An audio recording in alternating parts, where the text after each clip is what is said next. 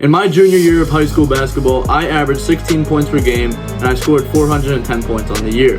Everything that I share with you in this video is stuff that I used to help me grow as a basketball player. Make sure to stay tuned until the end for insights on how to find your play style and who you should emulate in your game. So I'm going to attack some of the most common problems that I see, and that is people don't know what to study. Here's what you should do. Go onto YouTube right now and look up full whatever level you're playing at basketball games. If you're in middle school, full middle school basketball game. Look that up. Full high school basketball game, right? Look that up and filter it by 1 hour long videos. So you get the full unedited stuff. You don't get the highlight reels. And just watch those videos. Some people think watching film is boring, but if you think it's boring, you should still do it anyway. The reason is that will give you the edge on the other people that just don't. If you're truly obsessed about basketball and you want to be the best, watching film is one of the ways to get there. The next limiting belief I see is, my basketball IQ isn't high enough to watch film. Like, I don't really know. What? That's similar to saying, oh no, I'm not fit enough to go to the gym. Like, the reason why you watch film is to increase your basketball IQ. The reason why you go to the gym is to get more fit, more strong. The first piece of advice that I have for you is to be obsessed. If you know anything about my favorite player of all time, the man, the myth, the legend, Kobe Bryant, rest in peace, he always talked about being obsessed when he talked about watching film. When you're watching film, you're not just looking for the big highlights. No, you're looking at everything. You're looking at the intricacies of the game. You're looking at people's foot placement. You're looking at teammates' body language and their posture, what they were thinking in that moment. You look at everything. You have to be obsessed. If you have a bad game, you have to watch that game and you will learn so much. I know it's hard. You don't want to watch the film on a bad game. You're just like, man, I don't want to see that again. That was terrible. I airballed like 5 times. Ew, dude! Bro, by you watching that film, you will learn from those mistakes. And you may actually never make those same mistakes because it'll only take you one time to fix it. Right? And it could be something so simple like, oh my gosh, the reason why I airballed was because, I blocked my own shot with my other hand, right? Like, it's little things like that. But you wouldn't be able to figure that out unless you watched your own film. The second piece of advice is to find resources to study basketball philosophy. Now, there are some very good options. I'm going to name one right now. That is the basketball IQ coach, Coach Fricky. He is on YouTube. You've probably seen some of his videos pop in your recommended. He is fantastic, okay? It's just videos with no commentary, just music, and there's just text that pops on the screen, and it teaches you all the little, nuances of the game, right? How to run the pick and roll, how to position yourself as a defender, all that stuff. He has videos on that. So there's a big playlist you can check out. I might link it in the description, so check that out. But yes, Coach Fricky is a very good option, and there's so many countless other options.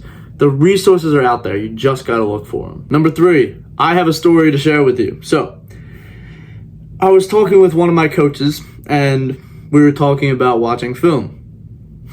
And he asked me, hey, Mark, did you watch the film? And I said, yes, I did, coach. And, I was telling him about it, and he said, yeah, okay, that's good. He's like, yeah, I watched it in slow motion a few times. I was like, what? I said, do you watch games in slow motion? He said, I always watch film in slow motion, Mark.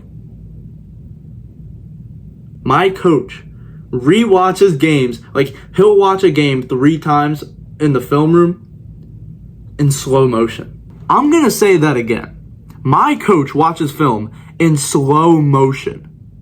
Could you imagine? Think of the time consumption that is. He watches a full basketball game like that.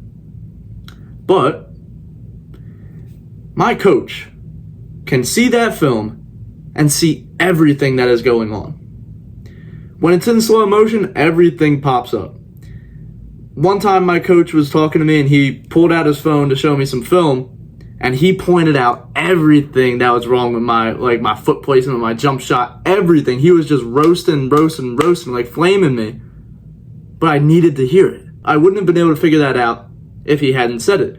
So that taught me, oh wow, maybe I should watch film in slow motion. And when you watch film in slow motion, my friend, yeah, you really question your basketball play, bro. You're looking at it, you're like, oh my goodness, why did I do that, right? But you wouldn't be able to notice it in real time.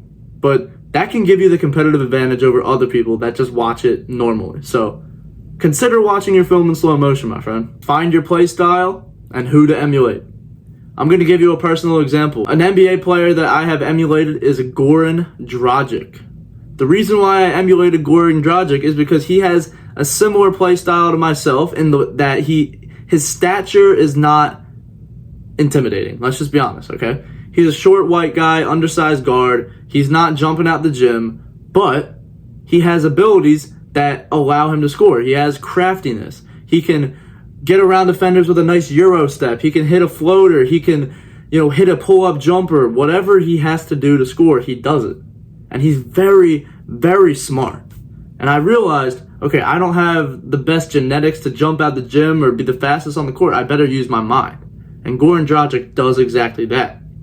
So, how do you find your play style? Well, if you're like me, you're not going to try to emulate Michael Jordan, right? You don't have the vertical. But if you do have that vertical jump, maybe you should try to emulate Ja Morant, right? Whatever your strengths are, you got to find a player that has those same strengths. The players that make it to the league, the players that go really far, their weaknesses are almost unnoticeable because their strengths are so good, right? They focus on those strengths so much and they drill them so much that their strengths just kind of outweigh all the bad stuff. Alright, man, if you want more playing time, click on this video right now. Also, if you have any questions for me, check out the Discord, top link in the description. But as always, keep God first. Good luck, bro. I'll see you, man.